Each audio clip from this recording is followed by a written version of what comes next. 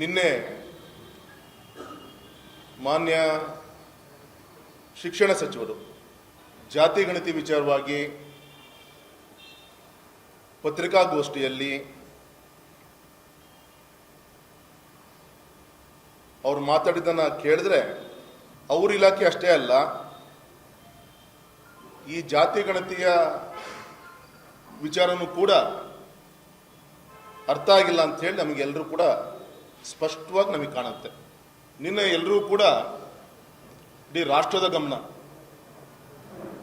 ನಾನು ಒಂದಾದ ಮೇಲೆ ಒಂದು ಹಂತವಾಗಿ ಹೇಳ್ತೀನಿ, ಗೌರವಿತ ಮಂತ್ರಿಗಳು ಅವ್ರು ಹೇಳಿದ್ ನೋಡಿ ಎಲ್ಲರದು ಕೂಡ ಏನಪ್ಪಾ ಅಂತೇಳಿ ನಾವೆಲ್ಲರೂ ಕೂಡ ಆಶ್ಚರ್ಯಚಕಿತವಾಗಿ ನಾವೆಲ್ಲರೂ ಕೂಡ ನೋಡ್ತಾ ಇದ್ವಿ. ಆದರೆ ಸುಮ್ಮನೆ ಯಾರನ್ನೋ ಕೂಡ ಮೆಚ್ಚಲಿಸ್ಕೋಸ್ಕರ ಬಾಯಿಗೆ ಬಂದಂತೆ ಅವ್ರು ಮಾತಾಡಿದ್ ನೋಡಿದ್ರೆ ವಿರೋಧ ಪಕ್ಷವಾಗಿ ನಾವು ಗಂಭೀರವಾಗಿ ತೆಗೆದುಕೊಳ್ಳೋಕ್ಕಿಂತ ಮುಖ್ಯವಾಗಿ ವಿರೋಧ ಪಕ್ಷವಾಗಿ ನಮ್ಮ ಪಕ್ಷ ಗಂಭೀರವಾಗಿ ತೆಗೆದುಕೊಳ್ಳೋಕ್ಕಿಂತ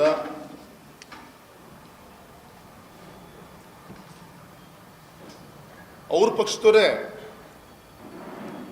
ಎಷ್ಟು ಗಂಭೀರವಾಗಿ ಅವ್ರ ಮಾತುಗಳನ್ನ ತೆಗೆದುಕೊಳ್ತಾರೆ ಅನ್ನೋಕ್ಕೆ ಅವ್ರ ಪಕ್ಷದಲ್ಲೇ ಚರ್ಚೆ ಆಗ್ತಾ ಇದೆ. ಇನ್ನು ಜನ ಅಂತೂ ಗಂಭೀರವಾಗಿ ತೆಗೆದುಕೊಳ್ಳೋದು ಅಷ್ಟರಲ್ಲೇ ಇದೆ. ಯಾಕೆಂದ್ರೆ ಅವ್ರು ನಿನ್ನೆ ಮಾತಾಡ್ತಾ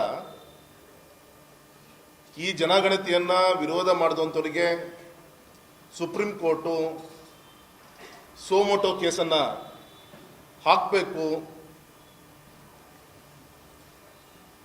ನಮ್ಮ ಕೇಂದ್ರದ ನಾಯಕರಾದಂಥ ಪ್ರಹ್ಲಾದ್ ಜೋಶಿ ಅವರ ಬಗ್ಗೆ, ಶೇಮಾನ್ ಜೋಶಿ, ಶೇಮಾನ್ ವಿಜೇಂದ್ರ, ಅಂದ್ರೆ ಬಾಯಿಗೆ ಏನ್ ಬರುತ್ತೆ ಆ ರೀತಿ ಮಾತಾಡುವಂತ ಒಂದು ಪ್ರವೃತ್ತಿ ನಮ್ಮ ಶಿಕ್ಷಣ ಸಚಿವರದು. ಎಲ್ಲರೂ ಕೂಡ ಗೊತ್ತಿದೆ, ಸಾಕಷ್ಟು ಬಾರಿ ಚರ್ಚೆ ಆಗಿದೆ.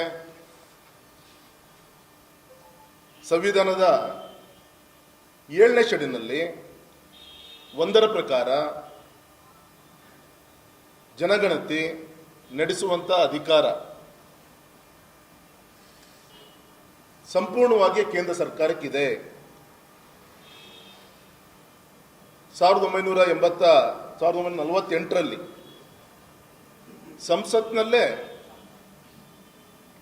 ಅನುಮೋದನೆ ಜನಗಣತಿ ಕಾಯ್ದೆಗೆ, ಸೆನ್ಸಸ್ ಆಕ್ಟ್ 1948, ಕೇಂದ್ರ ಸರ್ಕಾರಕ್ಕೆ ಜನಗಣತಿಯ ಅಧಿಕಾರ ಇದೆ ಅನ್ನೋದು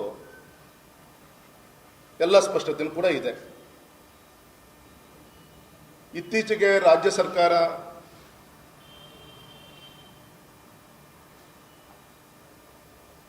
ಸಮೀಕ್ಷೆ ಕುರಿತು ಹೈಕೋರ್ಟ್ನಲ್ಲಿ ವಿಭಾಗೀಯ ಪೀಠ ಸ್ಪಷ್ಟವಾಗಿ ಹೇಳಿದೆ. ಪ್ಯಾರಾ 28 ಮತ್ತೆ ಪ್ಯಾರಾ 31ನಲ್ಲಿ ಸ್ಪಷ್ಟವಾಗಿ ಉಲ್ಲೇಖನನ್ನ ಮಾಡಿದೆ. ಅದರಲ್ಲಿ ರಾಜ್ಯ ಸರ್ಕಾರಕ್ಕೆ ಈ ಒಂದು ಜನಗಣತಿಯನ್ನ ಇನ್ನೊಂದು ಹೆಡ್ಲೈನ್ ಕೊಟ್ಕೊಂಡಿರಲ್ಲ, ಸಾಮಾಜಿಕ, ಆರ್ಥಿಕ, ಶೈಕ್ಷಣಿಕ ಅಂತ ಹೇಳಿ ನಾವು ಜನಗಣತಿ ಎಲ್ಲ ಸಮೀಕ್ಷೆ ಮಾಡ್ತಾ ಇದ್ದೀವಿ ಅಂತ ಹೇಳಿ ಹೈಕೋರ್ಟಲ್ಲಿ ಜನ ಮಾಹಿತಿ ಕೊಡಬೇಕಾಗಿರೋದು ಕಡ್ಡಾಯವಲ್ಲ. ಹೈಕೋರ್ಟ್ ವಿಭಾಗೀಯ ಪೀಠ ಸ್ಪಷ್ಟವಾಗಿ ವರ್ಡಿಕ್ಟ್ ಅನ್ನು ಕೊಟ್ಟಾಗಿದೆ. ರಾಜ್ಯ ಸರ್ಕಾರ ನಡೆಸುವಂತಹ ಸಮೀಕ್ಷೆ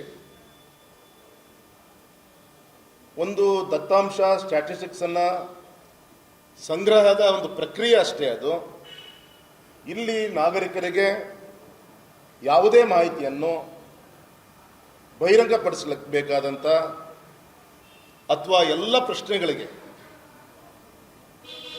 ಉತ್ತರಿಸಲೇಬೇಕಾದಂಥ ಬಾಧ್ಯತೆ ಇರುವುದಿಲ್ಲ. ಇದು ಸ್ಪಷ್ಟವಾಗಿ ಹೇಳಾಗಿದೆ. ಮತ್ತೆ ಇಲ್ಲಿ ಸಮೀಕ್ಷೆಯಲ್ಲಿ ಭಾಗವಹಿಸಲಿಕ್ಕೆ ಯಾರು ನಿರಾಕರಿಸ್ತಾರೆ ಅವರಿಗೆ ಯಾವುದೇ ದಂಡವನ್ನು ಕೂಡ ವಿಧಿಸುವಂತ ಅಧಿಕಾರ ನಿಮಗಿಲ್ಲ. ಇದನ್ನು ಕೂಡ ರಾಜ್ಯ ಉಚ್ಚ ನ್ಯಾಯಾಲಯ ಸ್ಪಷ್ಟವಾಗಿ ತೀರ್ಪಿನಲ್ಲಿ ಹೇಳಾಗಿದೆ. ಅಂದ್ರೆ ಇವ್ರು ಮಾಡ್ತಿರುವಂತ ಸಮೀಕ್ಷೆ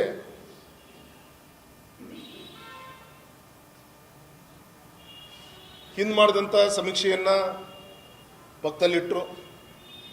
ಈಗ ಮಾಡ್ತಿರುವಂತ ಸಮೀಕ್ಷೆ ಬಗ್ಗೆ ಅವ್ರದೇ ಕ್ಯಾಬಿನೆಟ್ ಅಲ್ಲಿ ಅವ್ರದೇ ಮಂತ್ರಿಗಳು ವಿರೋಧ ಮಾಡಿದ್ರು. ಯಾರ್ಯಾರು ಏನೇನು ಮಾತಾಡಿದಂತೇಳಿ ನಮ್ಮ ಪತ್ರಿಕಾ ಮಾಧ್ಯಮದ ಮುಖಾಂತರ ಈ ದೇಶಕ್ಕೆ ಗೊತ್ತಾಗಿದೆ.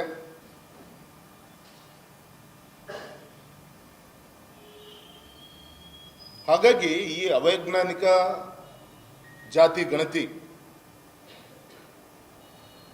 ಆಕ್ಷೇಪ ವ್ಯಕ್ತಪಡಿಸಿದ್ದು ಅವ್ರದೇ ಪಕ್ಷದ ಕಾಂಗ್ರೆಸ್ಸಿನ ನಾಯಕರು ಹೊರತು ನಾವ್ಯಾರು ಕೂಡ ಅಲ್ಲ. ಮತ್ತೆ ಈ ಸಮೀಕ್ಷೆ ಶುರುವಾಗಿದ್ದ ಮೊದಲೇ ಅನೇಕ ವರದಿಗಳು ನಮ್ಮ ಮಾಧ್ಯಮದ ಮುಖಾಂತರ ಸಾರ್ವಜನಿಕರ ಮಧ್ಯೆ ಸೋರಿಕೆ ಆಗಿದ್ದು ಕೂಡ ಎಲ್ಲರಿಗೂ ಗೊತ್ತಂತ ವಿಚಾರ. ನಾವೇನು ಆಶ್ಚರ್ಯ ಪಡಬೇಕಲ್ಲ, ಯಾಕಂದ್ರೆ ಈಗ ನಡೀತಿರುವಂತ ಇವ್ರ ಸಮೀಕ್ಷೆ ನೋಡಿದ್ರೆ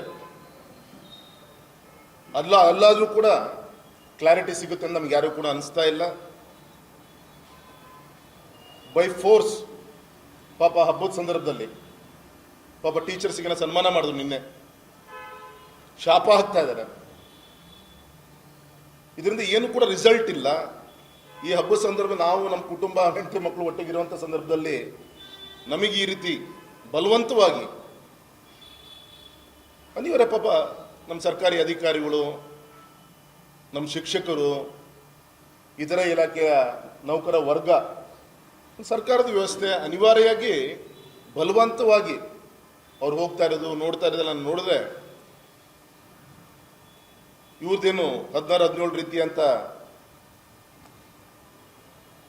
ಆ ಸಮೀಕ್ಷೆಯಲ್ಲಿ ವಿವರಗಳು ಎಲ್ಲದೂ ಕೂಡ ಸಿಗುತ್ತೆ ಅಂತ ನನಗೇನು ಅನಿಸ್ತಾ ಇಲ್ಲ. ಜನರಿಗೆ ಆಸಕ್ತಿನೇ ಇಲ್ಲ. ಹಿಂದೆ 100-150 ಕೋಟಿ ಅದನ್ನು ಹಾಳು ಮಾಡಾಯ್ತು. ಇವ್ರ ಯೋಗ್ಯತೆಗೆ ಯಾವುದೇ ಇನ್ಫ್ರಾಸ್ಟ್ರಕ್ಚರ್ ಡೆವಲಪ್ಮೆಂಟ್ ಕಳೆದಲ್ಲ 2.5 ವರ್ಷದಲ್ಲಿ ರಾಜ್ಯದಲ್ಲಿ ಯಾವುದೂ ಕೂಡ ಆಗ್ತಾ ಇಲ್ಲ.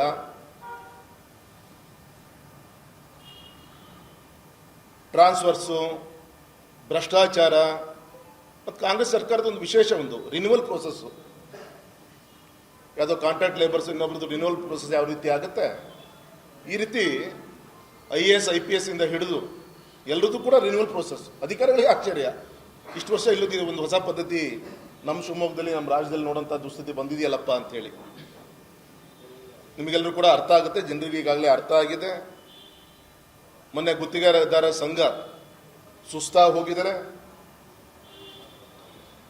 ಅವತ್ತು ಕಷ್ಟಪಟ್ಟು ನಮ್ಮ ಶಿವಮೊಗ್ಗ ಜಿಲ್ಲೆಯಲ್ಲಿ 2-2.5 ಸಾವಿರ ಕೋಟಿ ನೀರಾವರಿ ಯೋಜನೆ ಮಾಡಿದಂಥ ಗುತ್ತಿಗೆದಾರರಿಗೆ ಹೊಸಳ್ಳಿ ಲಿಫ್ಟ್ ಇರಿಗೇಷನ್ ಇರ್ಬೋದು, ಯಾವುದು ಕೂಡ ಪೇಮೆಂಟ್ ಆಗ್ತಾ ಇಲ್ಲ. ಅವ್ರು ಹಾಕುವಂಥ ಎಲ್ಲ ಮಾನದಂಡಗಳಿಗೆ ಗುತ್ತಿಗೆದಾರರು ರೆಡಿ ಇದ್ರು ಕೂಡ ಕಣ್ಣೀರಾಗ್ತಾ ಇದ್ದಾರೆ. ಇನ್ನೂ ಎಷ್ಟು ಜನ ಗುತ್ತಿಗೆದಾರರು ಸುಸೈಡ್ ಮಾಡ್ಕೊಂತ ದುಸ್ಥಿತಿ ಬರುತ್ತೋ ಯಾರು ಕೂಡ ಹೇಳಲಿಕ್ಕಾಗಲ್ಲ. ಇಂಥ ವ್ಯವಸ್ಥೆಯಲ್ಲಿ ರಸ್ತೆಯಲ್ಲಿ ಗುಂಡಿ ಇದೆ ಅನ್ನೋಕ್ಕಿಂತ ಗುಂಡಿಲಿ ರಸ್ತೆ ಇದೆ ಅಂದ್ರೂ ಕೂಡ ತಪ್ಪಾಗಲಾರದು. ಈಗಾಗಲೇ ನಮ್ಮ ಪಕ್ಷದ ಅಧ್ಯಕ್ಷರ ನೇತೃತ್ವದಲ್ಲಿ ಜಿಲ್ಲೆಯಲ್ಲೂ ಹೋರಾಟಗಳು ಮಾಡಿದ್ದಾರೆ, ರಾಜ್ಯದಲ್ಲೂ ಕೂಡ ಹೋರಾಟಗಳು ನಡೆದಿದೆ. ಈ ಸಂದರ್ಭದಲ್ಲಿ ಈ 500 ಕೋಟಿ ದುಂದುವೆಚ್ಚವನ್ನು ಮಾಡುವಂಥ ಒಂದು ಪ್ರಯತ್ನ ಮತ್ತೆ ಆಶ್ಚರ್ಯ ಪಡಬೇಕಲ್ಲ. ಇನ್ನೊಂದು 3 ತಿಂಗಳಾದ್ಮೇಲೆ ಯಾಕೋ ಸ್ಟ್ಯಾಟಿಸ್ಟಿಕ್ಸ್ ಸರಿ ಸಿಕ್ಕಿಲ್ಲ ಅಂತ ಹೇಳಿ ಮತ್ತಿನ್ನೊಂದು 500 ಕೋಟಿ ಬಿಡುಗಡೆ ಮಾಡಿ, ಅಂದ್ರೆ ಇವ್ರಿಗೆ ಸಬ್ಜೆಕ್ಟೇ ಇಲ್ಲ. ಎಲ್ಲೋ ಒಂದು ಕಡೆಗೆ ಅಹಿಂದವನ್ನ ಪ್ಲೀಸ್ ಮಾಡ್ಲಿಕ್ಕೋಸ್ಕರ ಇದೊಂದು ಕಾರ್ಯಕ್ರಮ ಅಷ್ಟೇ. ಇದರಿಂದ ಯಾವುದೇ ಪ್ರಾಮಾಣಿಕವಾದಂಥ ಮಾಹಿತಿಗಳು ಸಿಗಲ್ಲ. ಇದರಿಂದ ಇವರು ಏನು ಕೂಡ ಮಾಡ್ಲಿಕ್ಕಾಗಲ್ಲ.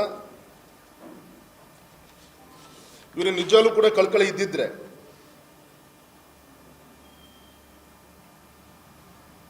ಇಷ್ಟು ವರ್ಷ ದೇಶ ಆಳಿದ್ರಲ್ಲ ನೀವು, ನಿಮ್ದೇ ಕಾಂಗ್ರೆಸ್ ಸರ್ಕಾರ ಕೇಂದ್ರದಲ್ಲಿ 1951 ಇರ್ಬೋದು, 61 ಇರ್ಬೋದು, 71 ಇರ್ಬೋದು, 2011 ಇರ್ಬೋದು. ಜನಗಣತಿಯನ್ನ ಮಾಡಿದ್ರಲ್ಲ ನೀವು, ಆ ಸಂದರ್ಭದಲ್ಲಿ ಯಾಕೆ ಜಾತಿ ಗಣತಿಯನ್ನ ಅವತ್ತು ಯಾಕೆ ನಿಮಗೆ ಸಾಮಾಜಿಕವಾಗಿ ಶೈಕ್ಷಣಿಕವಾಗಿ ಮಾತೆತ್ತೀರ ನಮ್ಮ ಮುಸ್ಲಿಂ ಬಾಂಧವರು ಅಂತ ಹೇಳ್ತಿರಲ್ಲ? ಅವತ್ತು ಕೂಡ ಮುಸ್ಲಿಂ ಸಮಾಜದಲ್ಲಿ ಅಸ್ಪೃಶ್ಯ ಇರಲಿಲ್ವಾ? ಅವಾಗ ಅವ್ರಿಗೆ ಸಮಾನತೆ ಬೇಡವಾಗತ್ತ ಅವಾಗ? ಈಗ ಈ ರೀತಿಯಂತ ದೊಂಬರಾಟವನ್ನ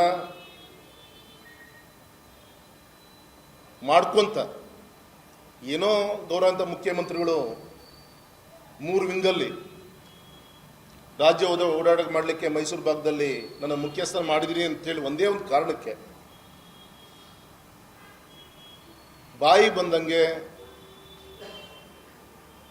ಮಾತಾಡ್ಕೊಂಡು ಹೋಗ್ತಾ ಇರೋದು ಎಲ್ಲರೂ ಕೂಡ ಆಶ್ಚರ್ಯ ಆಗುತ್ತೆ.